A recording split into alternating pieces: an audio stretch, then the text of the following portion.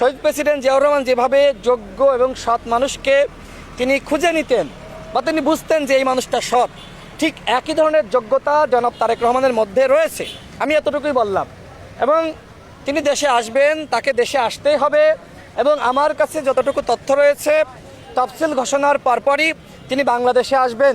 এবং যে গাড়ির কথা আপনি বললেন, যে বুলেট প্রুফ গাড়ি, দেখেন সাবেক প্রধানমন্ত্রী দেশনেত্রী বেগম খালেদা জিয়া অসুস্থ, শহীদ প্রেসিডেন্ট জিয়াউর রহমানকে নির্মমভাবে হত্যা করা হয়েছে এবং জনাব তারেক রহমানের একমাত্র ভাই, তাকেও কিন্তু আমি মনে করি যে এক ধরনের হত্যা করা হয়েছে, মানসিক যন্ত্রণা দেওয়া হয়েছে, দেশে থাকতে পারেননি। তো এই পরিবারের উপরে নানানভাবে জুলুম নিপীড়ন চলেছে। সাবেক প্রধানমন্ত্রী বেগম খালেদা জিয়া, তাকে দীর্ঘ সময় কারাগারে বন্দী করে রাখা হয়েছে এবং যে মিথ্যা মামলা তার বিরুদ্ধে দেওয়া হয়েছিল, পরবর্তীতে আপনারা দেখেছেন যে এই মামলা আসলে ভিত্তিহীন। সেখানে যা বলা হয়েছিল তার কোনো অস্তিত্ব নাই। সুতরাং জনাব তারেক রহমানকে নিয়ে আন্তর্জাতিক এবং দেশীয় ষড়যন্ত্র রয়েছে, তার নিরাপত্তা বাংলাদেশের জন্য খুবই গুরুত্বপূর্ণ।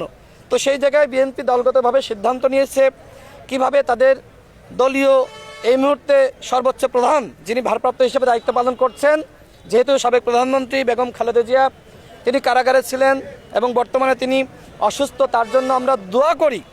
আমি এতটুকু জানি যে জনাব তারেক রহমান তিনি দেশে ফিরবেন এবং তার বাবার যে স্বপ্ন ছিল একটি নতুন রাষ্ট্র বিনির্মাণ করা, যেখানে অন্যায় অনিয়ম অপরাধ থাকবে না এবং বাংলাদেশের মানুষের বাক স্বাধীনতা থাকবে, বাংলাদেশের মানুষের ভোটাধিকার থাকবে এবং সংস্কারের যে আলাপগুলো আমরা এখন করছি, এই সংস্কারগুলো বাংলাদেশের বর্তমান বাস্তবতায় খুবই গুরুত্বপূর্ণ।